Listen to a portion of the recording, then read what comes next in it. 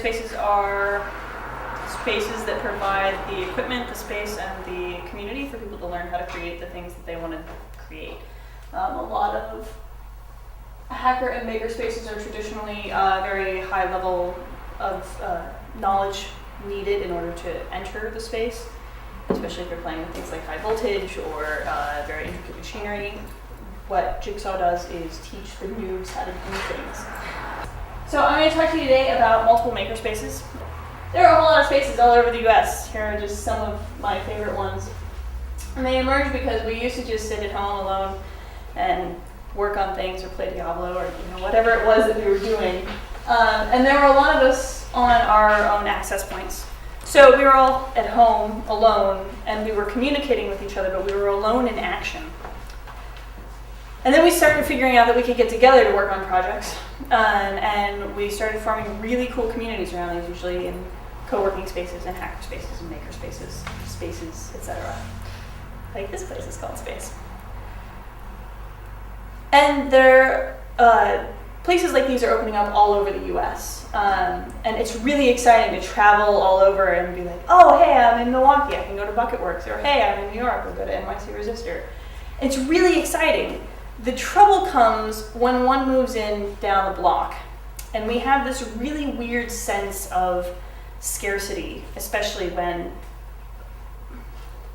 we view somebody that goes to a separate space as not being willing to come to ours. And because a lot of these spaces subsist on membership dues, even if it's $15 a month, you get freaked out because someone is participating somewhere else. But what we're forgetting is that community isn't a zero-sum game. There are people that we're not reaching yet, and it's not that someone is only going to buy one car their whole life. They can be a member of a lot of different communities, and that adds value to their entire life.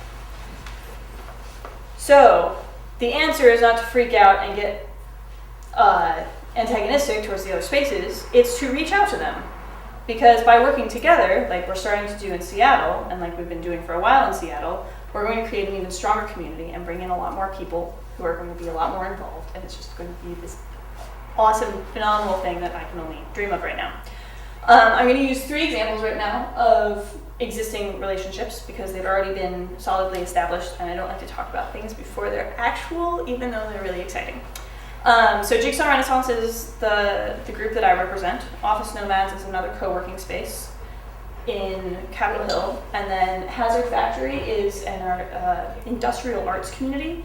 So they do a lot of welding and casting, and they do the smash putt, which is like putt-putt, but with explosions and beer, and I love them. So with the co-working movement, it's where instead of working at home alone, you get to work in a space with other people, and you get to have moments like, hey, does anybody else here know Drupal? I have this question, and somebody usually does have an answer for you.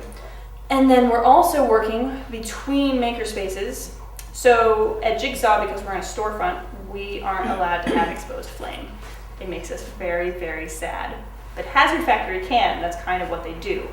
And so, but it's also difficult to sit at Hazard Factory and read a book while people are, arc welding. And there are things that should not be on fire that are on fire, and you just want to get through the last chapter, but Jigsaw is fantastic for that. So, we give discounts to each other. We're working on making an overarching one membership gets you into all the spaces. If you want to talk about joining onto that, I would love to hear your feedback. And what's cool is that then those people that wouldn't otherwise be connected are connected, and then we can build a rocket ship. And so that's why multiple makerspaces are a good idea. Function. Co-working Seattle. This is the Twitter. It will tell you where things are at. This is Jigsaw's Twitter. Anytime people post to that, it shows up. I love Hazard Factory. They do not have a Twitter, and that's okay. And that's me. And that's it.